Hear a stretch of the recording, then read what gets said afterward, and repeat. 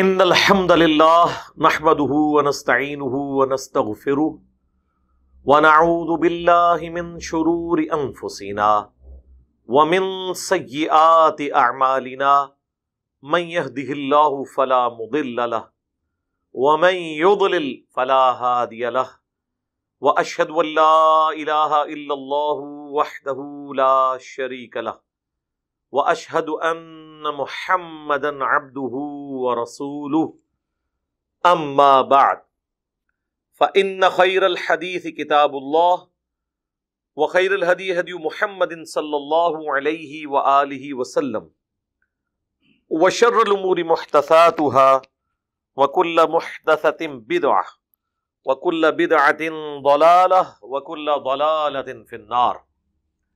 اعوذ باللہ السمیع العلیم من الشیطان الرجیم من ہمزہ ونفخہ ونفثہ بسم اللہ الرحمن الرحیم رب اشرح لی صدری ویسر لی امری واحلل عقدۃ من لسانی یفقہوا قولی. بسم اللہ الرحمن الرحیم ان اللہ وملائکتہ یصلون علی النبی یا ایہا الذین آمنوا صلوا علیہ وسلموا تسلیما. اللہم صل علی محمد وعلی آل محمد کما صلیت علی ابراہیم وعلی آل ابراہیم انک حمید مجید. اللہم بارک علی محمد وعلی آل محمد کما بارکت علی ابراہیم وعلی آل ابراہیم انک حمید مجید. ربنا آتنا من لدنک رحمہ وہیئ لنا من امرنا رشدا.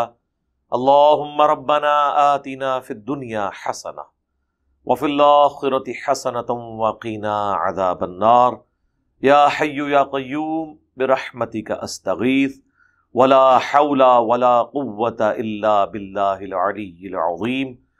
لا الہ الا انت سبحانک انی کنت من الظالمین. آمین. اعوذ باللہ من الشیطان الرجیم بسم اللہ الرحمن الرحیم. وَأَنِحْكُمْ بَيْنَهُمْ بِمَا أَنزَلَ اللَّهُ. اور اے نبی صلی اللہ علیہ وآلہ وسلم آپ ان کے درمیان فیصلہ کریں اس کے مطابق جو اللہ نے نازل کیا ہے کتاب اللہ کی شکل میں، شریعت کی شکل میں. وَلَا تَتَّبِعْ أَهْوَاءَهُمْ. اور دیکھیں آپ نے ان کی خواہشات کی پیروی نہیں کرنی. ظاہر ہے کہ اللہ کے محبوب سے تو یہ بعید ہے کہ آپ صلی اللہ علیہ وآلہ وسلم کسی کی خواہش کی پیروی کرتے ہوئے اس کے حق میں فیصلہ کر دیں. اصل میں آپ صلی اللہ علیہ وآلہ وسلم کے ذریعے باقیوں کو خطاب ہے کہ اگر ہم اپنے پیغمبر کے بارے میں یہ بات کر رہے ہیں کہ آپ نے بھی ان کی خواہشات کی پیروی نہیں کرنی تو امتی تے پھر شاہی کوئی نہیں. وَاحْذَرْهُمْ. لیکن آپ ان سے ہوشیار رہے. اَن يَفْتِنُوكَ عَن بَعْضِ مَا أَنزَلَ اللَّهُ إِلَيْكَ. کہ کہیں وہ آپ کو فتنے میں مبتلا نہ کر دیں، برگشتہ نہ کر دیں کتاب کے بعض حصے سے جو ہم نے نازل کیا ہے آپ کی طرف. یعنی ایسا نہ ہو کہ آپ وقتی طور پر کمپرومائز کرنے کے لیے کوئی سافٹ کارنر کے طور پر اللہ تعالیٰ کے احکامات کے حوالے سے کوئی کمپرومائز کر جائے. ایسا نہیں ہونا چاہیے. فَإِن تَوَلَّوْا. اور اگر وہ منہ پھیر لیں فَاعْلَمْ أَنَّمَا يُرِيدُ اللَّهُ أَن يُصِيبَهُمْ. تو یہ تم جان لو کہ بے شک اللہ نے ہی یہ ارادہ کر لیا ہے کہ انہیں سزا دینی ہے بِبَعْضِ ذُنُوبِهِمْ. بعض گناہوں کے سبب. یعنی مراد یہ کہ اگر اتنی تگ و دو کے بعد بھی، اتنی محنت کے بعد بھی، آپ کے اخلاقیات کے بعد بھی اگر کوئی آپ کی بات قبول نہیں کرتا تو آپ یہ سمجھ لیں کہ حق سے انہوں نے جان بوجھ کر اناد کیا، جس کی وجہ سے اللہ تعالیٰ نے اب یہ فیصلہ کر دیا ہے کہ ختم اللہ علی قلوبہم وعلی سمعہم وعلی ابصارہم. اب ان کے دلوں پر، کانوں پر، آنکھوں پر موریں لگ چکی ہیں. اب انہیں عذاب ہی آنا ہے. عذاب کا فیصلہ ہو چکا ہے. اللہم لا تجعلنا منہم ربنا لا تزغ قلوبنا بعد اذ ہدیتنا وہب لنا من لدنک رحمہ انک انت الوہاب. آمین. وَإِنَّ كَثِيرًا مِّنَ النَّاسِ لَفَاسِقُونَ. اور بے شک انسانوں کی اکثریت نافرمان ہی ہے. اور یہ ایسا یونیورسل ٹروتھ ہے جو آج تک ویلڈ ہے. ایک تو سب سے بڑی نافرمانی کفر و شرک کی ہے. اس وقت بھی دنیا میں غیر مسلموں کی تعداد مسلمانوں سے زیادہ ہے. پھر مسلمانوں کے اندر بھی صرف شناختی کارڈ کے مسلمان ہی ہیں، جو پریکٹسنگ مسلمان ہیں وہ تو بہت کم ہے. جب قرآن کا واضح فتویٰ آ گیا سورہ لقمان کی آیت نمبر، سورہ روم کی آیت نمبر 31 میں، وَأَقِيمُوا الصَّلَاةَ وَلَا تَكُونُوا مِنَ الْمُشْرِكِينَ، اور نماز کو قائم رکھو اور مشرکوں میں سے نہ ہو جاؤ. اور صحیح مسلم کی حدیث کہ بندے کے کفر اور ایمان، شرک اور اسلام کے درمیان فرق نماز ہے. اور جامعہ ترمذی کی حدیث کہ مشرکین، منافقین اور مسلمانوں کے درمیان فرق نماز ہے. جس نے یہ فرق قائم رکھا وہ عہد پر قائم ہے، اور جس نے اس کو توڑ دیا اس نے کفر کیا. اور جامعہ ترمذی میں ہی عبداللہ بن شقیق تابعی کا قول کہ صحابہ کرام تارک الصلاح کے سوا کسی کی تکفیر نہیں کرتے تھے، یعنی بے نمازی کی وہ تکفیر کرتے تھے، اسے کافر سمجھتے تھے. تو اکثر تو فاسق ہیں.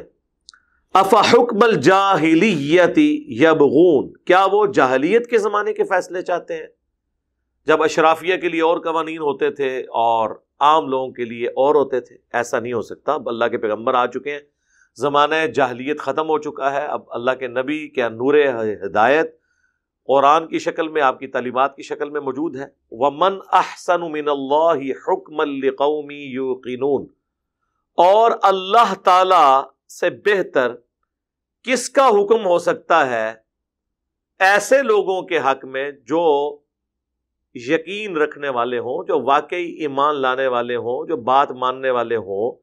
اگر انہوں نے اللہ کو مانا ہے پھر اللہ کی بھی مانے. اللہ سے بہتر کون حکم نازل فرما سکتا ہے؟ اب اگلی چند آیات بڑی سخت ہیں، خصوصاً اس دور کے اعتبار سے. بعض جہادی تنظیموں نے انہی آیات کی بنیاد پہ اپنے حکمرانوں کی بزدلی کے سبب ان کی تکفیر کی ہے، ان کے خلاف خروج کو جائز سمجھا ہے کہ یہود و نصارہ کے ساتھ دوستیاں گانٹھے ہوئے ہیں. حالانکہ میرے علم کی حد تک زیادہ تر یہ دوستیاں بزدلی کی وجہ سے ہیں، منافقت کی وجہ سے نہیں ہیں. تقیتاً ہے، جو قرآن میں سورہ آل عمران میں آیا کہ اگر آپ نے کافروں کے شر سے بچنا ہے تو وقتی طور پر اگر کوئی تقیہ کر لے. سورۃ النحل میں آیا کہ اگر کوئی کلمات کفر بھی بول دے تو ہم اس کے اوپر گرفت نہیں کریں گے اگر دل میں ایمان رکھتا ہے. لیکن یہ اپنے جان کے بچاؤ کی خاطر اس لیول تک ہو سکتا ہے کہ آپ کمپرومائز کریں، لیکن اس کا یہ مطلب نہیں کہ آپ کافروں کے ساتھ مل کر مسلمانوں کا قتل عام شروع کرتے ہیں. یہ جب ایک لائن کراس ہوتی ہے نا، اس کے بعد پھر عوام الناس میں ریونج آنا شروع ہو جاتا ہے.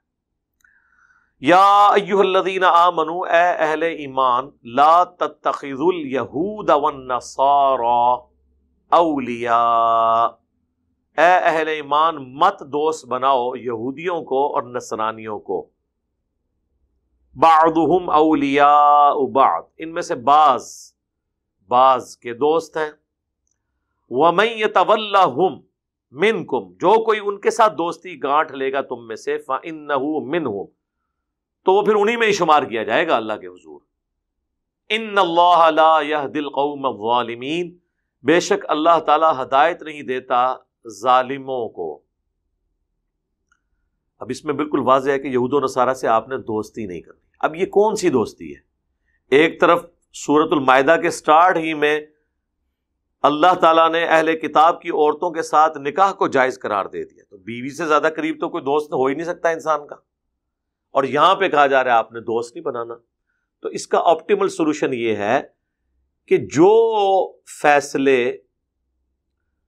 امت مسلمہ یا حکومت اسلامیہ کے فائدے سے ریلیٹڈ ہیں یا ان اسٹریٹجیز سے ریلیٹڈ ہے جس میں آپ نے ایک اسلامی ملک کی حفاظت کرنی ہے، تو ظاہر ہے وہ قومی راز ہے. وہ یہود و نصارہ سے تو شیئر کرنا بڑی دور کی بات، آپ اپنے مسلمان بھائیوں سے بھی شیئر نہیں کر سکتے. ہمارے جو ڈیفنس کے ادارے ہیں ان میں شروع ہی میں ہم سے جو یعنی وہ اوتھ لیا جاتا ہے قرآن کے اوپر، اس میں یعنی کئی ایک چیزیں ہوتی ہیں کہ آپ نے ان چیزوں کو باہر پبلکلی شیئر نہیں کرنا، سوائے وہ چیزیں جو گورنمنٹ خود شیئر کر دیتی ہے اور وہ اوپن سیکرٹ ہوتی ہے. اب تو خیر میڈیا کی برکت سے آلموسٹ ساری چیزیں ہی اوپن سیکرٹ ہو چکی ہیں، لیکن پھر بھی ہم اس عہد کے پابند ہوتے ہیں کہ ہم ایسی کنٹرول لینگویج میں گفتگو کریں کہ جن چیزوں پہ ہمارا سیکورٹی اوتھ ہے وہ وائلیٹ نہ ہو، تادم مرگ اس چیز کے آپ پابند ہوتے ہیں۔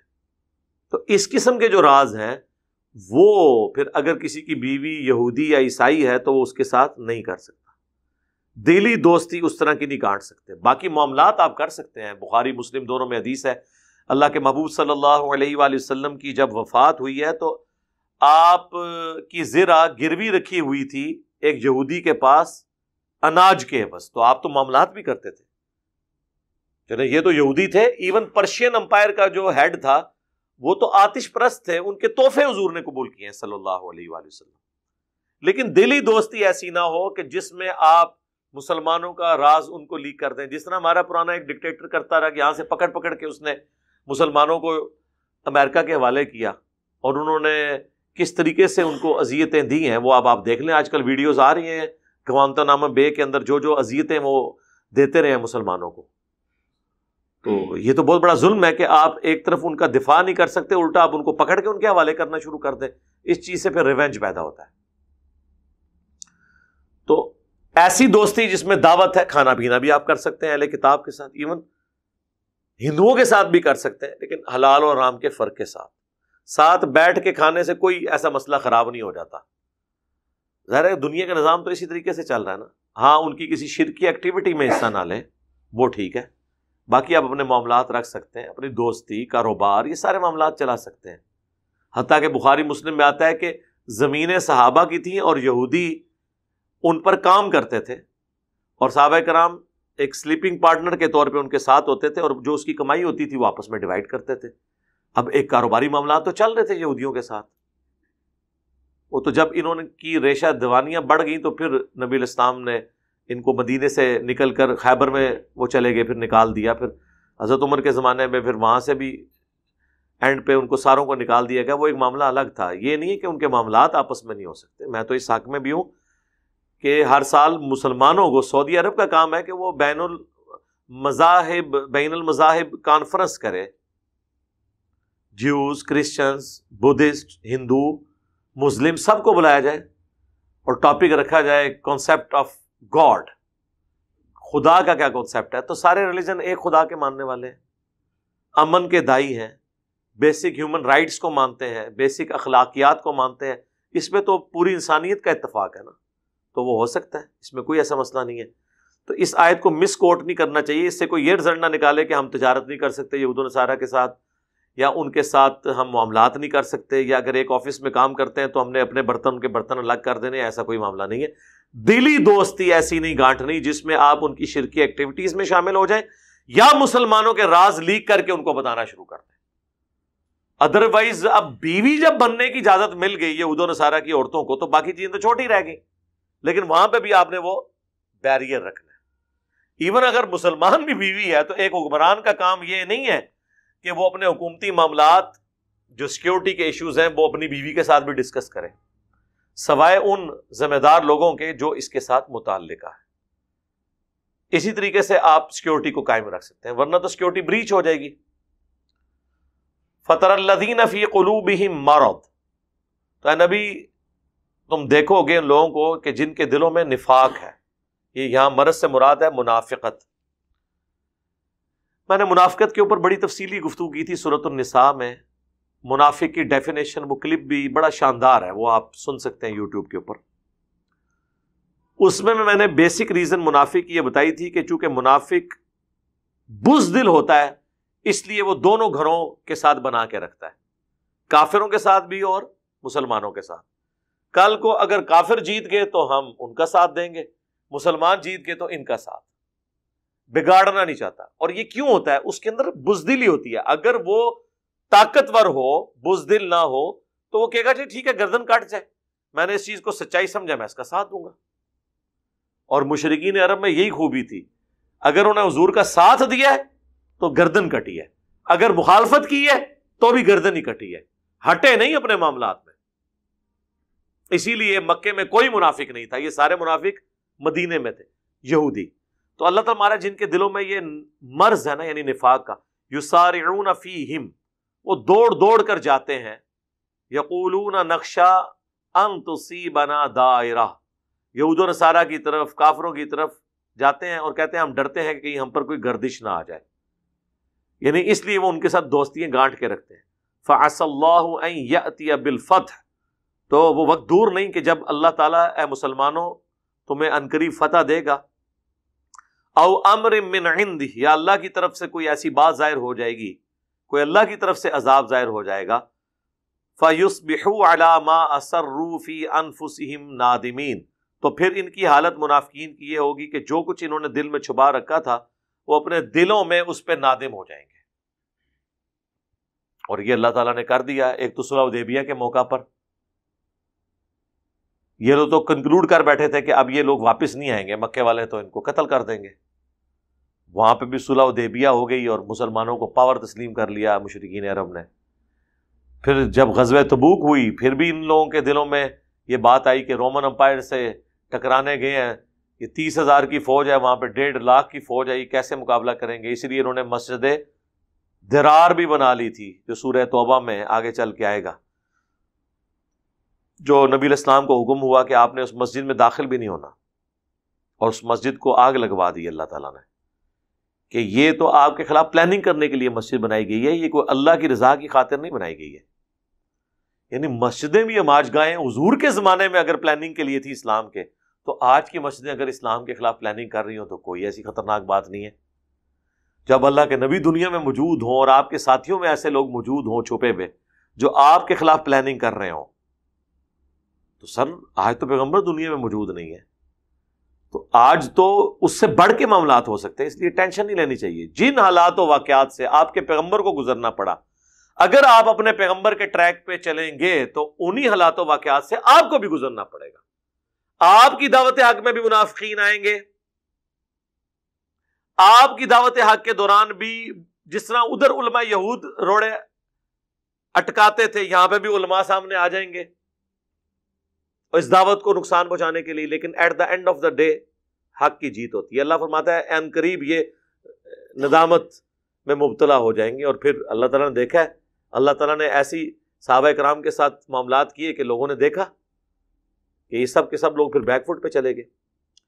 وَيَقُولُ الَّذِينَ آمَنُوا، اور اس وقت کہیں گے ایمان والے، أَهَٰؤُلَاءِ الَّذِينَ أَقْسَمُوا بِاللَّهِ جَهْدَ أَيْمَانِهِمْ، کیا یہ وہ لوگ تھے جو اللہ کی بڑی بڑھ چڑھ کر قسمیں کھایا کرتے تھے، إِنَّهُمْ لَمَعَكُمْ، کہ یقیناً تمہارے ساتھ ہیں ہم، حَبِطَتْ أَعْمَالُهُمْ فَأَصْبَحُوا خَاسِرِينَ، ان کے اعمال برباد ہو گئے اور وہ خسارہ پانے والوں میں ہو گئے۔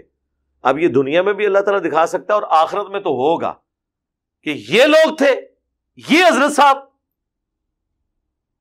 یہ مولانا صاحب، یہ شیخ الحدیث، یہ تو بڑی قسمیں اٹھا کے کہتے تھے کہ ہم آپ کو جنت میں ساتھ لے کے جائیں گے، اور یہ حضرت صاحب تو خود جہنم میں جل رہے ہیں۔ وہ آخرت میں جا کے پتہ چلے گا، پل صراط پہ جا کے پتہ چلے گا۔ اور ڈاکٹر صراط صاحب اکثر فرمایا کرتے تھے کہ بڑے بڑے بزرگوں کی مٹی پلید ہونے والی ہے آخرت میں۔ دنیا میں تو لوگ ان کو پوج رہے ہوتے ہیں، وہ کہتے ہیں دنیا میں کئی جماعتوں کے امیر بھی ہوں گے، ان جماعتوں کے عام جو کارکن ہیں وہ تو جنت میں چلے جائیں گے، امیر صاحب جو ہے وہ جہنم میں ہو رہے ہیں۔ جی، بخاری مسلم میں حدیث نہیں ہے کہ میں نے اپنی امت میں بعض واعظین اور خطباء کو کولو کے بیل کی مانند، کولو کا جو گدھا ہے اس کی مانند اپنی انتڑیوں کے گرد چکر کاٹتے ہوئے دیکھا ہے، کیونکہ وہ جو کہتے تھے وہ خود اس پہ عمل نہیں کرتے تھے، اور عمل ان چیزوں پہ کر رہے ہوتے تھے جن کے خلاف وہ بول رہے ہوتے تھے۔ منافقت تو یہ ان قریب دنیا میں بھی اور آخرت میں بھی۔ یا ایھا الذین آمنوا، اے اہل ایمان، من یرتد منکم عن دینہ، یاد رکھنا جو کوئی بھی مرتد ہو گیا تم میں سے اپنے دین سے، الٹے قدم پھر گیا، فسوف یأتی اللہ بقوم یحبہم، تو ان قریب اللہ پھر تمہاری جگہ ایسی قوم کو لے آئے گا کہ وہ محبت کرتے ہوں گے اللہ سے، اللہ ان سے محبت کرتا ہوگا، یحبہم ویحبونہ، اللہ تعالیٰ ان سے محبت کرتا ہوگا اور وہ اللہ سے محبت کرتے ہوں گے۔ اذلۃ علی المؤمنین، مومنین کے لیے تو وہ بڑے نرم دل ہوں گے، بچھنے والے، اعزۃ علی الکافرین، اور وہ بہت سخت گیر ہوں گے کافروں پر، یجاہدون فی سبیل اللہ، وہ اللہ کی راہ میں جہاد کریں گے، اور جہاد میں دین کی تبلیغ بھی اور قتال بھی دونوں شامل ہیں، کیونکہ جہاد ورسٹائل ٹرم ہے۔ ولا یخافون لومۃ لائم، اور وہ کسی ملامت کرنے والے کی کوئی پرواہ نہیں کریں گے۔ ذالک فضل اللہ یؤتیہ من یشاء، یہ اللہ کا فضل ہے جسے وہ عطا کر دے، واللہ واسع علیم، اور اللہ تعالیٰ وسعت والا اور علم والا ہے۔ جناب یہ وہ چیز ہے جو صحابہ کرام کے دور میں بھی ہوئی اور آج تک یہ سلسلہ جاری ہے کہ اگر جس کو دین کی سمجھ آئی ہے وہ دین کا کام نہیں کرے گا تو اللہ تعالیٰ اس کو ہٹا کے نئی قوم لے آئے گا۔ صحابہ کرام کے زمانے میں آپ دیکھ لیں، حضور کی وفات کے بعد بخاری مسلم میں آتا ہے کئی قبائل مرتد ہو گئے، زکوٰۃ دینے سے انکاری ہو گئے، مسلمہ کذاب کے ساتھ مل گئے، لیکن کئی لوگوں نے حضور کی وفات کے بعد اسلام قبول کیا۔ قادسیہ اور یرموک میں ان لوگوں کی محنت کی وجہ سے اللہ نے کامیابیاں دی، یعنی اگر 8,500 لوگ قادسیہ میں شہید ہوئے ہیں تو اس میں تو چند ایک صحابہ تھے، باقی تو سارے تابعین تھے جنہوں نے حضور کو دیکھا بھی نہیں ہوا تھا، جو آپ کی وفات کے بعد ایمان لے کر آئے تھے۔ اور کئی وہ لوگ جو فتح مکہ پر ایمان لا کے حضور کو دیکھ کے صحابی ہو چکے تھے، وہ ان جنگوں میں شامل ہی نہیں ہوئے، وہ مرتد ہو گئے۔ تو اللہ نے ان کو ہٹا کر دوسرے لوگوں کو لے آئے، اور اللہ تعالیٰ پھر وہ ایسے لوگ ہوں گے اللہ ان سے محبت کرتا ہوگا، وہ اللہ سے محبت، اہل ایمان کے لیے نرم دل ہوں گے، کافروں پر سخت ہوں گے، اللہ کی راہ میں جہاد کریں گے، کسی ملامت کرنے والے کی ملامت کی پھر وہ پرواہ نہیں کریں گے۔ تم تو پھر کوئی رکھ رکھاؤ کرتے ہو نا، وہ بالکل ننگی تلوار ہوں گے۔ اور آپ یہ دیکھ لیں آج کتنے غیر مسلم مسلمان ہوئے ہیں، مسلمان تو پھر تھوڑی لگی لپٹی علماء بات کرتے ہیں نا سچائی کی، وہ بالکل اسٹریٹ فارورڈ ہے، اور کسی ملامت والے کی وہ ملامت کی پرواہ نہیں کرتے۔ کتنے انٹرنیشنل اسپیکر ہیں آپ دیکھ لیں، عبد الرحیم گرین انگلینڈ کے اندر، انہوں نے کہا کہ میں جب مسلمان ہوا تو لوگ کہتے تھے جی پاکستان اسلام کا قلعہ ہے، وہ کہتے ہیں میں جب پاکستان آیا ہوں تو میں تو اس رٹ پہ پہنچا ہوں کہ یہ شرک کا گاڑا ہے۔ اب یہ بات تو پاکستان کے اہل حدیث نہیں کہہ سکتے کہ پاکستان جو ہے شرک کا گاڑا ہے، کیونکہ انہوں نے یہاں رہنا ہے، اس کو کوئی پرواہ نہیں۔ انہوں نے کہا بھائی جو ہے میں وہ بات کروں گا، اگر میں کرسچینٹی کا شرک چھوڑ کے آیا ہوں تو اب میں نے یہاں آ کے شرک کرنا ہے؟ بلکہ انگلینڈ تو خود شرک کا گڑھ بنا ہوا ہے، جتنے پاکستان میں پیر موجود ہیں ان کی فرنچائزیز وہاں پہ موجود ہیں۔ ہمیں تو کئی ایک واقعات مطلب فرسٹ ہینڈ نالج کے پتہ ہے کہ کئی بیچارے کرسچن مسلمان ہوئے ہیں قرآن پڑھ کے، وہ تو سمجھے کہ قرآن کی جو توحید ہے یہی مسلمانوں کی توحید ہے، ان کو کیا پتا کہ پریکٹیکلی تو بہت کم مسلمانوں کی یہ توحید ہے۔ میلاد کے مہینے میں وہ ایک گورا جو ہے وہ مسلمان ہوا، نیو مسلم، وہ جا کے اس نے جمعہ ایک بریلویوں کی مسجد میں انگلینڈ میں پڑھا، اور وہ زمین و آسمان کی کتابیں اللہ کے نبی صلی اللہ علیہ وآلہ وسلم کے لیے ملا رہا تھا۔ اینڈ پہ اس نے مولانا صاحب سے پوچھا کہ حضرت یہ جو باتیں آپ کر رہے ہیں یہ کچھ تو ہم حضرت عیسیٰ کے بارے میں کرتے تھے، جبکہ قرآن تو یہ باتیں نہیں کر رہا۔ اب ان کو کون بتائے کہ یہ جو علماء ہیں یہ ان کے ماننے والے یہ تو بابوں کے دین پہ ہیں، کتابوں کے دین پہ تو ہے ہی نہیں ہے۔ اور جو غیر مسلم مسلمان ہو رہے ہیں وہ تو کتابوں کی وجہ سے ہو رہے ہیں۔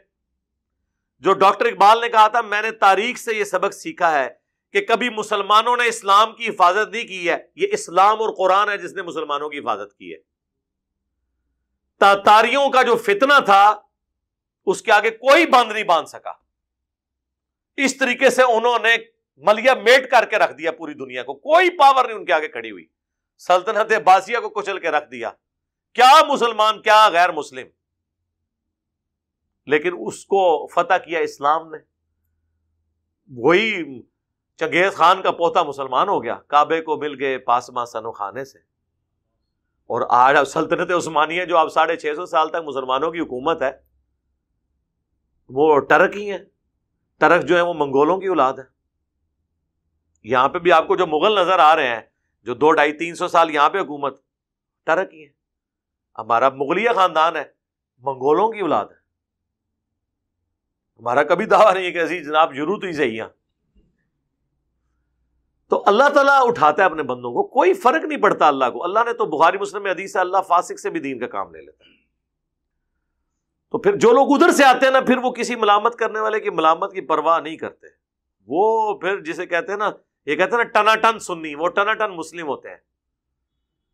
یہ لوگ کہتے ہیں تھوڑا سا کمپرومائز کریں، ذرا ہاتھ ہولا رکھیں. یہ وہ قرآن تو کچھ اور ہی بات کر رہا ہے. قرآن تو صحابہ کرام کو کہہ رہا ہے کہ اگر تم میں سے کوئی دین سے پھر گیا تو یاد رکھنا اللہ پھر ایسی قوم لائے گا کہ وہ دین سے پھرنے کے اسباب کیا ہو سکتے ہیں جو آگے بتائے گئے ہیں، کہ وہ کسی ملامت کرنے والے کی پھر ملامت کی پرواہ نہیں کریں گے. یہاں پہ بھی آپ دیکھیں کتنے لوگ ہیں جو وقتی منفعت کی خاطر اپنا مسلک بدل لیتے ہیں، اپنے نظریات بدل لیتے ہیں. کوئی ڈر کے بدل لیتا ہے، کوئی پیسے کی لالچ میں بدل لیتا ہے، کوئی فیملی پریشر کی وجہ سے. لیکن اللہ تعالیٰ فرما ہے کہ جب ہم کسی کو مسلط کریں گے نا پھر تم لوگوں کے اوپر، پھر وہ کسی ملامت کرنے والے کی ملامت کی پرواہ نہیں کریں گے. اور یقیناً ایسے لوگوں نے پھر ثابت کیا جی، حقیقت بات ہے، ایسے انہوں نے اپنے معاملات سیدھے کیے ہیں کہ میں کہتا ہوں کہ بعض تابعین کی ایسی غیر معمولی خدمات ہیں دین کے لیے جہاد کے طور پر کہ شاید کئی اصحاب کی اس طرح کی کنٹریبیوشن نہیں ہوگی. باقی ہم مرتبے کو اس وقت ڈسکس نہیں کر رہے، میں کنٹریبیوشن کی بات کر رہا ہوں. اب یہ آیت آ رہی اگلی 55 نمبر. یہ اکثر بریلویوں اور اہل تشیع کی جانب سے پیش کی جاتی ہے اولیاء اللہ سے مدد مانگنے کے لیے. یہ میں آلریڈی کور کر چکا ہوں جو میں نے توحید کے اوپر سورۃ النساء کی آیت نمبر 48 کو ڈسکس کیا تھا. 3 کنزیکٹیو لیکچرز دیے تھے یہاں پہ. اس کے کلپس بھی پھر توحید سے متعلق 10 دھوکے، ان میں سے ایک دھوکے کے طور پہ یہ آیت بھی پیش کرتے ہیں. اہل تشیع تو خیر اس کو پیش کرتے ہیں مولا علی کے لیے بھی کہ اس کے اندر سیدنا علی کا بھی ذکر موجود ہے. من کنت مولا فہذا علی مولا. غدیر خم کے حوالے سے بھی اس کو کرتے ہیں لیٹ، وہ میں پہلے ڈسکس کر چکا ہوں سورۃ المائدہ کے سٹارٹ ہی میں. وہ کلپ الگ سے اپلوڈ ہوا ہے. نبی صلی اللہ علیہ وآلہ وسلم کا خلیفہ کون ہے، ابو بکر یا علی؟ اس پہ میں نے پھر اس پہ ڈسکشن کی تھی. یہ آیت بھی کوٹ کرتے ہیں. باقی اس کا ترجمہ خود ہی بتا دے گا. اب جب اس کانٹیکسٹ میں بات ہو رہی ہے کہ کافروں کو اپنا دوست نہیں بنانا، اہل ایمان سے اپنی دوستی رکھنی ہے، اس کانٹیکسٹ میں یہ بات ہو رہی ہے انما ولیکم اللہ ورسولہ، تمہارے دوست تو صرف ہے اللہ اور اس کا رسول، والذین آمنوا، اور جو ایمان لے کر آئے. اب وہ یہ ولی کا ترجمہ پتہ کیا کرتے ہیں؟ وہ کہتے ہیں ولی کا ایک مطلب مددگار بھی ہوتا ہے. یہاں ہے کہ تمہارے مشکل کشا اور مددگار ہیں اللہ، رسول اور اہل ایمان. تو اللہ رسول مشکل کشا اور اہل ایمان مشکل کشا، تو وہ پھر سارے صحابہ کو، سارے بزرگوں کو، سارے اہل بیت کو کہتے ہیں مشکل کشا. یہاں تو مشکل کشائی کا ذکر ہی نہیں ہو رہا. سٹارٹ اس سے ہوا تھا کہ یہود و نصارہ سے اپنی دوستی نہیں کرنی، دوستی کرنی اہل ایمان سے. اس کو کنکلوڈ کیا جا رہا ہے کہ تمہارے تو دوست صرف ہونے چاہیے اللہ، رسول اور اہل ایمان. قرآن بالکل واضح ہے، یقین کریں قرآن کو کانٹیکسٹ کی ضرورت ہی نہیں، باہر سے اندر ہی کانٹیکسٹ موجود ہے. تو اللہ، اس کا رسول اور اہل ایمان جو ہیں وہ دوست ہیں. مددگار بھی ہیں، تو اس سے مراد مددگار یہ نہیں ہے کہ مرے ہوئے کو آپ پکاریں گے. کہتے ہیں جی مولا علی سے مدد مانگی، جی مولا علی فوت تو نہیں ہوئے تھے، زندہ تھے تو خیبر میں آ گئے. ورنہ جو مولا علی بھی اللہ کے شیر ہیں اور حمزہ بن عبد المطلب بھی اللہ کے شیر ہیں. حمزہ ابن عبد المطلب تو احد میں شہید ہو چکے تھے، خیبر پہ حضور نے ان کو تو نہیں پکارا کہ یا امیر حمزہ میری مدد فرمائے. تو سامنے جو بھی موجود ہوگا وہ ٹھیک ہے، اہل ایمان ایک دوسرے کی مدد کریں. الذین یقیمون الصلاۃ، وہ لوگ جو صحیح صحیح نماز ادا کرتے ہیں، قائم کرتے ہیں نماز کو. ویؤتون الزکاۃ، اور وہ زکوٰۃ دیتے ہیں. وہم راکعون، اور وہ اللہ کی بارگاہ میں جھکنے والے ہوتے ہیں، ڈاؤن ٹو ارتھ ہوتے ہیں. اور رکوع کا ذکر عموماً جب یہودیوں کے لیے آتا ہے چونکہ وہ چڑھتے تھے، اس حوالے سے بھی یہ بات کی جاتی ہے. اچھا، اس کا ایک ترجمہ جو اہل تشیع نے کیا نا وہ یہ ہے کہ ولی، یہاں وہ کہتے ہیں اس ولی سے مراد وہ لوگ جو نماز کو قائم کریں اور زکوٰۃ دیں وہ جب کہ وہ رکوع کی حالت میں ہو.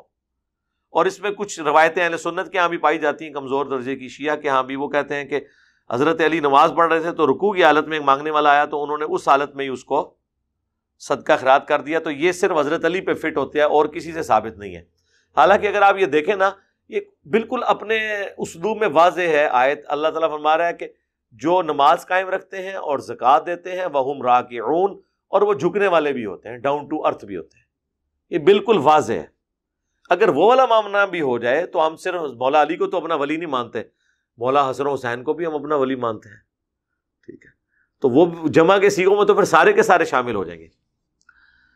وَمَن يَتَوَلَّ اللَّهَ، اور جو کوئی مددگار بنا لے اللہ کو وَرَسُولَهُ، اور اس کے رسول کو، وَالَّذِينَ آمَنُوا، اور جو لوگ ایمان لے کر آئے، فَإِنَّ حِزْبَ اللَّهِ هُمُ الْغَالِبُونَ، تو بے شک اللہ کا گروہ ہی غالب آئے گا. یعنی آپ نے دوستی، محبت، مددگاری اگر لینی ہے تو اہل ایمان سے لینی ہے، کافروں کو اپنا دوست نہیں بنانا. اس کا قطعاً اس چیز سے کوئی تعلق نہیں کہ جو مرا ہوا ہے اس کو مرنے کے بعد آپ مدد کے لیے پکارنا شروع کرتے ہیں. وہ تو بیٹھتا ہی نہیں اس کے اندر. نہیں جی شہید زندہ ہے تو چونکہ زندہ ہے تو پکار سکتے ہیں. سر اگر شہید زندہ ہے تو اس کے مرنے کے بعد اس کی بیوی نکاح کیوں کر لیتی ہے؟ ہاں اب اس بیوی پہ کیا حکم لگائیں گے؟ پھر کہیں گے نہیں یہ او والا زندہ نہیں ہے. اسی بھی کہہ رہے ہیں اگر جد او والا زندہ نہیں ہے پھر او والے کام بھی نہیں کر سکتا. ظاہر ہے. تو اب اس لیول پہ آ کے، اتنی نچلے درجے پہ آ کے بعض اوقات اس لیے سمجھانا پڑتا ہے کہ اگر کسی کی بالکل ہی عقل کام کرنا چھوڑ گئی ہے تو اس کو پھر بتایا جائے کہ اگر شہید زندہ ہے تو اس کی بیوہ کیوں شادی کر لیتی ہے. حضرت ابوبکر صدیق سے پہلے حضرت جعفر طیار کی بیوی تھی اسما بنت امیس، جن سے وہ بیٹا تھا عبداللہ بن جعفر، جو خاوند تھے سیدہ زینب کے، جو مولا علی کی بیٹی، جنہوں نے خطبہ دیا تھا یزید کے دربار میں. اب جب جعفر طیار فوت ہو گئے تو اس بیوہ کے ساتھ نکاح، اور وہ فوت کہاں ہوئے؟ غزوہ موتا میں شہید ہوئے، بخاری میں آتا ہے. تو شہید تو زندہ ہے اور ہے بھی اہل البیت میں سے. ان کی بیوی نے نکاح کر لیا حضرت ابوبکر کے ساتھ، ان سے محمد بن ابی بکر پیدا ہوئے. محمد بن ابی بکر کی عمر ہارڈلی 5 سال تھی، حضرت بکر بھی فوت ہو گئے. تو اس بیوہ کے ساتھ پھر نکاح کر لیا مولا علی نے. مولا علی نے محمد بن ابی بکر کی پرورش کی، اور عبداللہ بن جعفر، یہ 2 لاڈلے تھے بچے جن کی پرورش حضرت علی نے کی ہے. اور اس لیول تک لاڈلے کہ عبداللہ بن جعفر کو تو اپنی بیٹی بھی دے دی زینب، اور محمد بن ابی بکر اس لیول تک لاڈلے کہ جنگ جمل میں وہ حضرت عائشہ کو جا کے سمجھا رہے تھے. تو ایک اسما بنت امیس ہے، انہوں نے کتنے مردوں کے ساتھ شادی کی ہے یکے بعد دیگرے جب فوت ہو گئے ان کے خاوند. تو اگر شہید زندہ ہے تو وہ شادی کیوں کرتی جا رہی تھی؟ سب کہانی آپ نے بنائی ہوئی ہے. اور اسی وجہ سے وہ لوگ اکثر، جب ہم سنی تھے نا، یعنی مسلم ہونے سے پہلے، تو ہمارے علماء ہمیں بتایا کرتے تھے کہ جی جو اہل البیت ہے نا، یہ تو حضرت ابوبکر کی اولاد میں سے ہیں. ہم بھی پھر کہتے تھے یار پھر یہ شیعہ کو کیا مسئلہ ہے حضرت ابوبکر کے ساتھ؟ وہ تو ہمیں پتہ چلا کہ مسئلہ تو حضرت ابوبکر کے ساتھ ہے ہی نہیں ہے، مسئلہ تو ہے بنو امیہ کے ساتھ. اور جب ہمیں بعد میں پتہ چلا کہ یہ حضرت ابوبکر کی کون سی اولاد ہے جس کی اولاد اہل البیت ہیں، تو سر وہ اولاد ہے جن کو آل امیہ نے قتل کروایا ہوا ہے. یہ حضرت ابوبکر کے ٹکٹ میں مزے کرتے رہے ہیں. قاسم بن محمد بن ابی بکر، جس کی حدیثیں ہیں بخاری کے اندر، وہ محمد بن ابی بکر کے بیٹے ہیں. محمد بن ابی بکر حضرت ابوبکر کے بیٹے ہیں، لیکن پرورش کی ہے مولا علی نے، کیونکہ حضرت ابوبکر تو فوت ہو گئے تھے، یہ چھوٹے سے تھے. ان کی والدہ کے ساتھ حضرت علی نے نکاح کر لیا. اور جنگ جمل میں وہ اما عائشہ کو سمجھانے والوں میں تھے، بلکہ جب اما عائشہ کو واپس رخصت کرنے کی باری آئی تو مولا علی نے محمد بن ابی بکر کے ذریعے ان کو واپس بھیجا. دوسرا بیٹا حضرت عبد الرحمن بن ابی بکر، ان کو بھی آل امیہ نے قتل کروایا. یہ وہی ہے نا جس نے بخاری میں آتا ہے، جو کھڑا ہو گیا تھا جب وہ مروان خطبہ دے رہا تھا کہ اللہ نے امیر المومنین کو یہ سجایا ہے، وہ امت کے وسیع تر مفاد میں معاویہ ابن ابی سفیان اپنے بیٹے یزید کو خلیفہ بنانا چاہتے ہیں. تو یہ کھڑے ہو گیا، اس نے مخالفت کی. ان دونوں بیٹوں کی اولادیں ان کے بعد میں آپس میں شادیاں ہوئی، تو حضرت امام جعفر صادق پیدا ہوئے. امام جعفر صادق کی جو نانی ہے نا، وہ حضرت ابوبکر کے ایک بیٹے کی اولاد ہے، اور ان کے جو نانا ہے نا، وہ دوسرے بیٹے کی اولاد ہے. تو وہ کہا کرتے تھے مجھے ابوبکر نے 2 دفعہ جنم دیا، کیونکہ ابوبکر کے 2 بیٹوں کی اولاد میں سے. لیکن یہ نہیں بتاتے کہ ابوبکر کے وہ 2 بیٹے آل امیہ کے دشمن تھے، اور آل امیہ ابو بکر کے ان بیٹوں کے قاتلین ہیں، تو حضرت ابو بکر کے ٹکٹ پہ آپ مزہ کیوں کر رہے ہیں؟ وہ تو آل البیت کے چاہنے والے تھے. وہ تو ہمیں بعد میں پتا چلا کہ یار یہ ابو بکر کی اولاد، ابو بکر کیڑی اولاد جیڑی تسی وڈی ہے. ان کو مارا بھی، ان کو قتل بھی کیا، ٹھیک ہے، اور اس کے بعد پھر ان کے ٹکٹ میں آپ مزے لے رہے ہیں اپنے کھاتے میں ڈال کے. تو سر یہ تو ہم نے سٹوریاں ایکسپوز کر دی ہیں. انہوں نے آدھی آدھی آپ کو سٹوریاں بتائی ہوئی تھی، پوری جب بات پتا چلی تو بالکل ہی الٹ نکلی. تو اللہ تعالیٰ ہمارا ہے کہ تمہارے دوست، تمہارے مددگار، پشپناہ اللہ، اس کا رسول اور اہل ایمان ہے، اور انہی کا گروہ غالب رہے گا.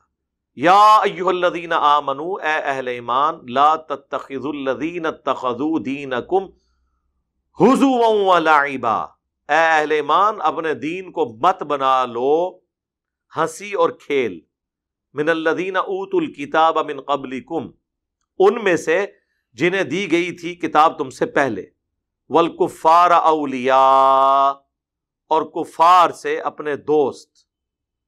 یعنی دین کا مذاق نہ بنا لو ان لوگوں کے ساتھ اس طرح کی دوستیاں گانٹ کے کہ جس سے ریلیجن کا نقصان ہو جائے. واتقوا اللہ، اور اللہ سے ڈرو، ان کنتم مؤمنین، اگر تم واقعی مؤمن ہو. اب یہی ظاہر ہے کہ چیزیں اس طریقے سے سمجھائی جا سکتی تھی. سورہ توبہ میں آگے چل کے آئے گا کہ ہر وقت منافق ڈرتے رہتے ہیں کہ کوئی ایسی صورت نازل نہ ہو جائے جن میں ان کا پول کھول دیا جائے، کیونکہ وہ نمازیں تو حضور کے پیچھے ہی پڑھتے تھے، پتہ ہی نہیں تھا. بعض اوقات حرکتوں سے اندازہ ہو جاتا تھا، لیکن اس زمانے میں تو ایک دوسرے پہ فتوے نہیں لگائے جاتے تھے نا، کیونکہ دین یہ تھا کہ ظاہر کا نام ہے. یہ تو آج کل ہے نا کہ کوئی ظاہر میں توبہ بھی کر لے پھر کہتے ہیں اندرونی کی دین ہے. اس زمانے میں تو یہ نہیں ہوتا تھا. تو اللہ تعالیٰ مارا ہے کہ یہ کافر ہر وقت ڈرتے رہتے ہیں کہ کہیں کوئی ایسی صورت نازل نہ ہو جائے جس میں ان کی منافقت کھل جائے. یہ سورہ توبہ میں آگے چل کے آئے گا. تو میرا ایک معصومانہ سوال ہے کہ جب اللہ تعالیٰ یہ بات کر رہا ہے کہ یہ لوگ ڈرتے رہتے ہیں کہ کہیں ایسی صورت نازل نہ ہو جس میں منافقین کے بارے میں اہل ایمان کو خبر ہو جائے، تو اس کا کیا مطلب ہوا کہ اہل ایمان اس زمانے کے ان کو علم غیب کوئی نہیں تھا؟ کیونکہ اللہ فرما رہا ہے کہ یہ ڈرتے ہیں کہ اہل ایمان کو اللہ تعالیٰ قرآن میں وہی نازل کر کے بتا ہی نہ دے تم میں سے کون منافق ہے. تو اگر صحابہ کرام کو یہ پتہ ہی نہیں تھا ان میں ساتھ کون جڑے ہوئے ہیں، تو بابت شاہی کوئی نہیں. اللہ کہہ رہا ہے کہ یہ منافق ڈرتے ہیں کوئی ایسی صورت نہ نازل ہو جائے کہ صحابہ کو یہ پتہ چل جائے کہ ان میں سے کون منافق ہیں جو ان کے ساتھ ہیں. اس کا مطلب صحابہ کو علم غیب نہیں ہے. تو پھر جو آپ ہمیں کہانیاں کراتے ہیں جی صحابی کے گھوڑے کے قدموں سے خاک اڑے، نتنوں میں بیٹھے، اس کو غوث قطب ابدال نہیں پہنچ سکتا، تو بھئی نہیں پہنچ سکتا تو ان کو تو بیچاروں کو کچھ نہیں پتا. حتیٰ کہ صحیح بخاری اور مسلم دونوں میں جو 3 اصحاب کی توبہ کا واقعہ ہے کعب بن مالک کا، اس میں وہ کہتے ہیں کہ میں نے بھی ارادہ کیا کہ میں بہانہ کر کے حضور سے جب واپس آئے نا، بہانہ کر کے میں بھی کہوں کہ میرے ساتھ یہ مسئلے تھے اس لیے میں نہیں جا سکا. لیکن پھر میں نے کہا اگر میں نے حضور سے جھوٹ بولا تو اللہ تو بعد میں حضور کو بتا ہی دے گا. یعنی ان کا بھی عقیدہ تھا کہ اللہ بتا دے گا. یہ نہیں انہوں نے کہا کہ جا کے میں جھوٹ بولا تو حضور کو تو پتہ چل جائے گا، آپ دل کا حال جان لیتے ہیں. اس زمانے میں عقیدے نہیں ہوتے تھے. علم الغیب صرف یہ ہوتا تھا کہ اللہ وحی کے ذریعے بتائے. تو ظاہر ہے پیغمبر پہ وحی نازل ہونی ہے، اس میں تو کوئی شک ہی نہیں ہے. وَإِذَا نَادَيْتُمْ إِلَى الصَّلَاةِ، اور جب تم بلاتے ہو نماز کی طرف، اتَّخَذُوهَا هُزُوًا وَلَعِبًا، تو وہ بنا لیتے ہیں اس کو مذاق اور تماشا، یعنی اذان کا مذاق اڑاتے ہیں. اچھا اب دیکھیں قرآن میں یہاں پہ اذان کا ذکر آیا یا سورۃ الجمعہ کے اندر کہ اب جمعے کے لیے اذان دی جائے تو مسجد کی طرف لپکو. یہ 2 جگہ ہیں جہاں اذان کا ذکر آیا ہے قرآن میں، لیکن دونوں جگہ اذان کے الفاظ نہیں آئے. اب جو لوگ کہتے ہیں کہ ہم نے صرف قرآن سے دین کو لے کے چلنا ہے، تو جو دین قرآن میں ذکر ہوا ہے اس کی ایکسپلینیشن تو ہمیں قرآن سے کریں. سنت کو مانے بغیر، حدیث کو مانے بغیر آپ ان الفاظ کلمات تک پہنچ ہی نہیں سکتے کہ یہ کس اذان کا ذکر ہو رہا ہے نماز کے لیے جو بلائی جانے والی ہے. تو وہ سنت سے، عملی تواتر سے، احادیث کے ذریعے ٹرانسفر ہوئی ہے. تو یہ مذاق اڑاتے ہیں اذان کا. یہاں پہ بھی آپ کے کئی سیکولر لوگ ہیں مذاق اڑاتے ہیں. یعنی میں ایک بہت بڑے پولیٹیکل لیڈر اب فوت ہو گئے ہیں، ان کے پاس ایک بندہ بیٹھا ہوا تھا، وہ کہتے ہیں جی میں میں نے خود سنا، مغرب کی اذانیں شروع ہوئیں تو وہ کہنے لگا ایک ایک کر کے سارے گدڑ بولنا شروع ہو گئے نا۔ ایک تو وہ بے نظیر بھٹو نے کہا تھا نا، وہ اس بیچاری کو تو الفاظ کا چناؤ کا نہیں پتا تھا نا، اس کو اردو آتی نہیں تھی، اذان بج رہا ہے تو لوگوں نے اس کا مذاق اڑایا۔ وہ اس کو کیا پتا کہ مطلب اس الفاظ کیا، وہ اس نے مذاق کی نیت سے یہ بات نہیں کی تھی، لیکن یہ اس طرح کے مذاق اڑانے والے ہیں۔ آپ کے ex prime minister Nawaz Sharif صاحب خود کہہ رہے ہیں کہ جب میں نے شریعت بل کی بات کی تو میرے اپنی کیبنٹ میں ایک بندہ تھا کہ آپ کس شریعت کی بات کرتے ہیں جس میں محمد جو ہے وہ ڈکٹیٹر تھے، نعوذ باللہ۔ وہ پھر بڑا آپ کو پتا ہے ہنگامہ کھڑا ہوا تھا اس وقت کہ بتائیں وہ بندہ کون ہے۔ وہ بھائی زیادہ تر اسی طریقے سے ہیں، یہ دنیا کے کتے بنے ہوئے ہیں، ان کا ریلیجن سے کوئی لینا دینا نہیں ہوتا۔ تو یہ آج بھی مسلمانوں میں بھی موجود ہے، لیکن آپ دیکھ لیں وہ مودی کی ویڈیو چڑھی ہوئی ہے، اذان شروع ہوئی ہے، اس نے اپنی تقریر روک دی ہے، اذان پوری سنی ہے۔ اب تو یہ کل پرسوں میں نے جرمنی کی خبر آئی ہے جہاں پہ انہوں نے اوپنلی ایک جمعے کی اذان کی اوپنلی اجازت دے دی ہے۔ Freedom of expression. کئی سال ہو گئے ہیں کہ ایک بوڑھا، اس کی ویڈیو بھی سلیم صافی صاحب نے دکھائی ہے جیو کے اوپر، کئی سالوں سے وائٹ ہاؤس کے سامنے وہ 5 وقت اذان دیتا ہے، اس کے بعد اذان دینے کے بعد وہ نماز بھی پڑھتا ہے اور امریکہ کو، امریکہ کی پالیسیز کو، ان کے پریزیڈنٹ کو گالیاں بھی دیتا ہے۔ وہ مصری ہے، نہیں ہٹا رہے۔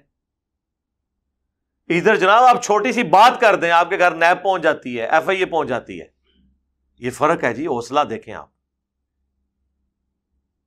تو کیا فرق پڑتا ہے۔ تو میں سمجھتا ہوں آج ہمیں جو فریڈم آف ایکسپریشن یورپ اور امریکہ میں ہے، ہمیں اس حوالے سے شکر گزار ہونا چاہیے ان قوموں کا۔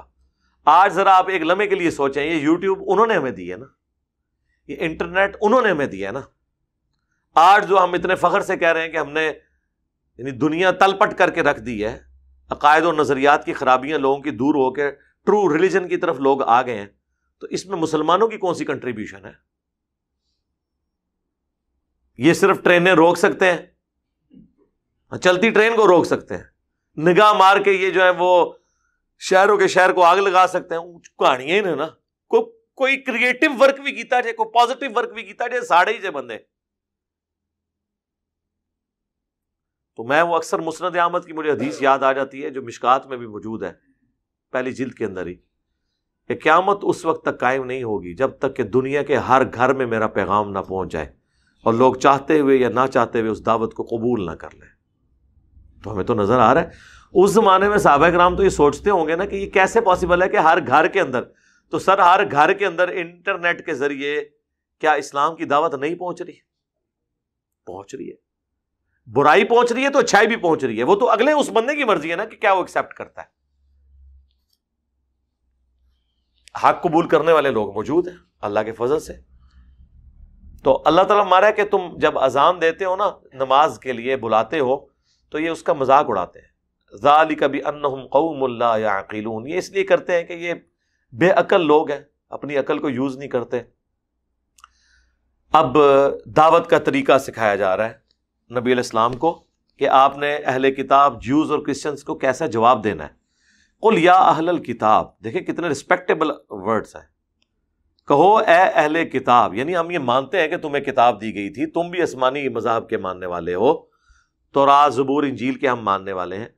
هل تنقمون منا الا ان آمنا باللہ، کیا تم اس بات کا انتقام ہم سے لینا چاہتے ہو، اس بات کا تمہیں دکھ ہے، اس چیز کو ناپسند کرتے ہو کہ ہم ایمان لے کر آئے اللہ پر، وما انزل الینا، اور جو نازل ہوا ہماری طرف، وما انزل من قبلک، اور جو نازل ہوا ہم سے پہلے یعنی تمہاری طرف، وان اکثرکم فاسقون، جبکہ بے شک تم میں سے اکثر تو فاسق ہیں۔ یعنی تم خود اپنی کتابوں پہ عمل نہیں کر رہے ہو، ہم بھی تمہاری کتابوں کا تعارف کروا رہے ہیں۔ یعنی میں سمجھتا ہوں کہ آج جیزس کرائسٹ کی جو عزت مسلمانوں نے لوگوں کے سامنے کی ہے، کرسچنز نے تو نہیں کی۔ انہوں نے تو ان کو خدا کے درجے پہ فائز کیا، اور جو ان کے ماڈرن ایج تھے انہوں نے ان کی ماں کے اوپر تہمتیں لگائی، نعوذ باللہ۔ جیوز نے بھی، ایون کرسچنز میں بھی ایسے لوگ موجود ہیں۔ تو ہم تو اسی خدا کے ماننے والے ہیں، تم کس چیز کا انتقام ہم سے لے رہے ہو، کیوں ناپسند کر رہے ہو؟ حتیٰ کہ آپ پہلے سورہ نساء میں پڑھ چکے ہیں کہ وہ کہتے تھے کہ مسلمانوں سے تو بہتر یہ بت پرست ہیں، حالانکہ ان کو نہیں پتا تھا کہ بت پرست تو مشرک ہیں، پیغمبروں کو نہیں مانتے، اور مسلمان ہمارے پیغمبر کو مان رہے ہیں، موسیٰ علیہ السلام کو. لیکن پھر بھی جب بندے کو ضد آئی ہوئی ہو نا تو انسان کہتا ہے یہ اس سے بھی بدتر ہے، یہ غصہ.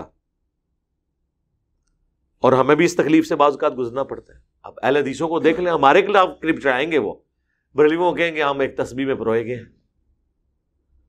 کیونکہ جس طرح قرآن میں ہے نا کہ یہودیوں کو بچڑے کی محبت پلا دی گئی تھی، انہیں بنو امیہ کی محبت پلا دی گئی ہے، اس کی وجہ سے یہ اندھے ہو چکے ہیں. جب کسی کو کوئی چیز محبت پلا دی جائے، اس کو اس کا نشہ ہو جائے نا، پھر اسے کوئی چیز نظر نہیں آتی. قل هل انبئکم بشر من ذلک، اے نبی ان سے فرماؤ میں اس سے بھی زیادہ بری بات تمہیں نہ بتا دوں.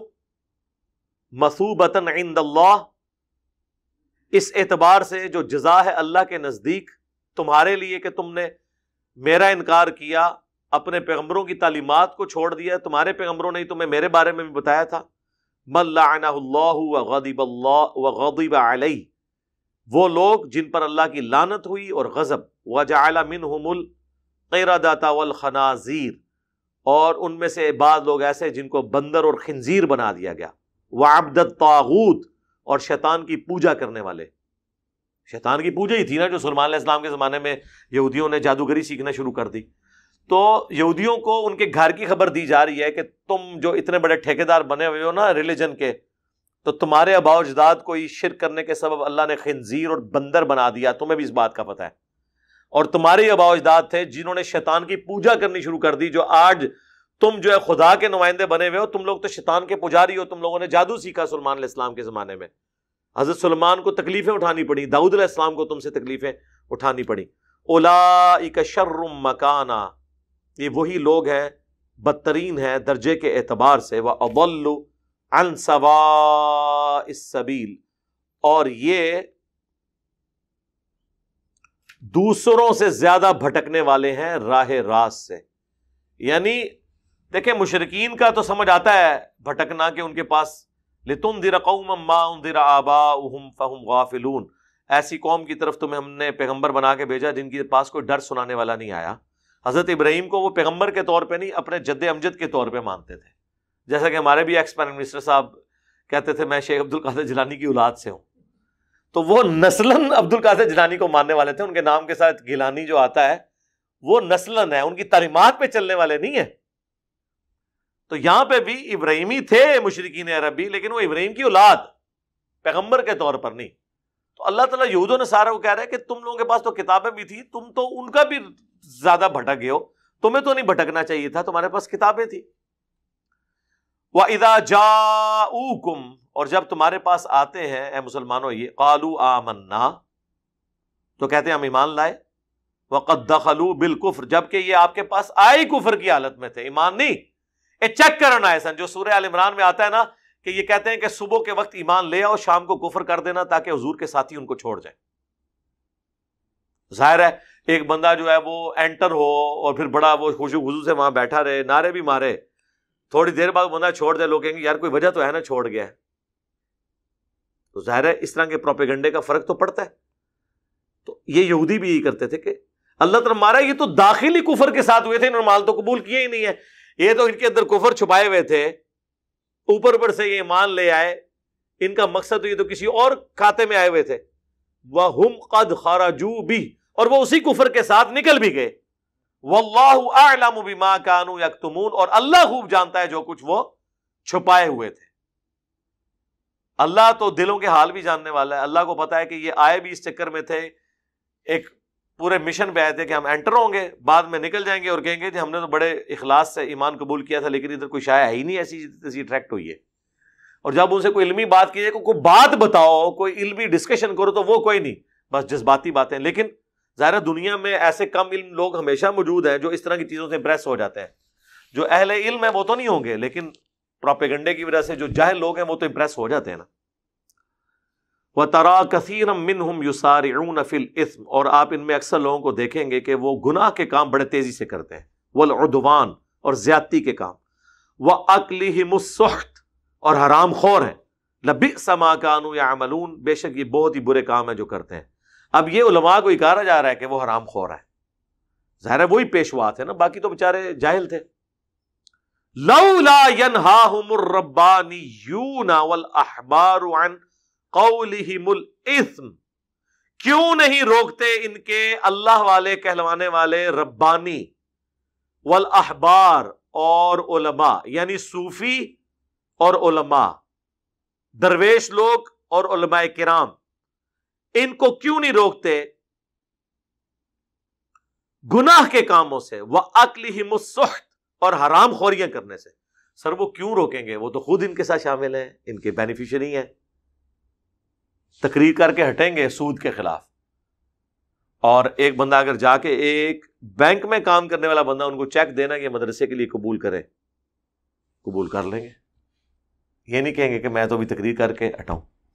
بعد میں جب آپ پوچھیں گے تو وہ آپ کو جسٹیفائی بھی کریں گے، وہ سود عہدہ تے اللہ کا معاملہ ہے نا، ساڈے کول تے آن دیو۔ تو اللہ تعالیٰ نے یہاں پہ فرمایا کہ اہل علم اور جو درویش لوگ ہیں جو اپنے آپ کو کسٹوڈین سمجھتے ہیں دین کا، ان کا کام ہے کہ لوگوں کو حرام خوری سے روکیں اور گناہ کے کاموں سے۔ کیوں نہیں یہ روکتے؟ اب یہ کس کو کہہ رہے تھے وہ اللہ تعالیٰ؟ یہود و نصارہ کے علماء کو۔ لَبِئْسَ مَا كَانُوا يَصْنَعُونَ، کتنا ہی برا کام ہے، کتنے ہی برے کرتوت ہے جو وہ کیا کرتے تھے۔ یہ وہ آیت ہے جس کو میں نے کہا تھا کہ حسین ابن علی نے اسی آیت کو دلیل بنایا تھا اپنے قیام کی۔ پوری دنیا یزید کی بیعت کر لیتی، فرق نہیں پڑتا تھا جب تک کہ آل محمد بیعت نہ کر لیتے، کیونکہ آل محمد کے گھر سے دین نکلا ہے، وہ کسٹوڈین ہے۔ اگلے انبیاء کی اولادیں پیغمبر ہوتی تھی، ہمارے نبی کی اولاد پیغمبر نہیں ہوئی، لیکن اللہ تعالیٰ نے اہل البیت کو تمام جان والوں پر فضیلت دی، کسٹوڈین بنایا۔ تو جب اہل البیت دین کے معاملے میں کمپرومائز کریں گے تو امت تو ان کی طرف دیکھ رہی ہوتی ہے۔ اسی لیے حسین ابن علی کو یہ پتا تھا کہ میں نے اگر بیعت کر لی تو بنو امیہ کی ملوکیت لیجیٹیمائز ہو جائے گی، اور یزید کو بھی پتا تھا پوری دنیا بیعت کر لے، میری حکومت کسی نے صحیح ماننی نہیں ہے جب تک حسین سے میں بیعت نہ کروا لوں، ورنہ کیا فرق پڑتا ہے جب 3 بر اعظموں نے تمہارے ہاتھ میں بیعت کر لی، ایک قبیلہ بیعت نہیں کر رہا حسین ابن علی کا، یا چلے بنو عباس بھی، وہ بھی ہاشمی خاندان میں، انہوں نے بیعت نہیں کی، عبداللہ ابن زبیر نے نہیں کی، کیا فرق پڑتا ہے؟ لیکن ان کو پتا ہے کہ یہ اس کو قانونی جو لبادہ ہے اسی وقت پہنایا جا سکتا ہے جب اہل بیت، اور حضرت حسین ابن علی اس کانٹیکسٹ میں کہ اللہ تعالیٰ یہ ڈانٹ رہا ہے کہ کیوں نہیں ان کے اللہ والے اور جو اہل علم تھے، جو پہلے بھی ہم اس میں پڑھ چکے ہیں کہ پیغمبروں کے جو جانشین تھے وہ ربانی اور احبار اور رہبان ہوا کرتے تھے جو کتاب اللہ کے مطابق فیصلہ کیا کرتے تھے۔ تو اس وقت حسین ابن علی نہ صرف نبی علیہ السلام کی اولاد ہونے کی حیثیت سے بلکہ اپنے علم کے اعتبار سے بھی امت کے لیڈر تھے۔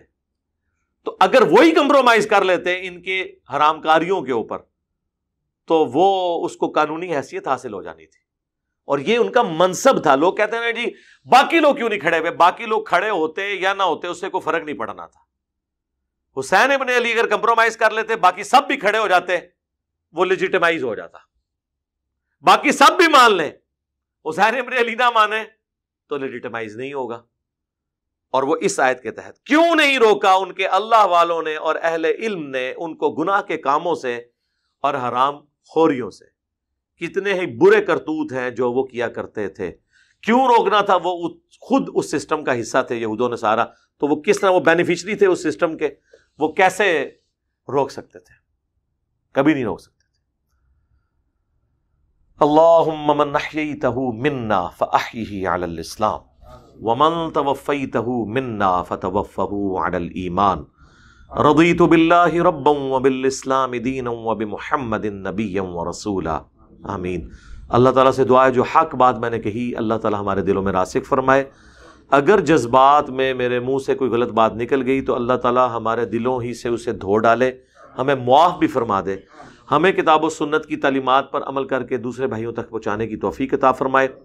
سبحانک اللہم وبحمدک اشہد ان لا الہ الا انت استغفرک واتوب الیک وما علینا الا البلاغ المبین۔ جزاکم اللہ خیرا، آمین۔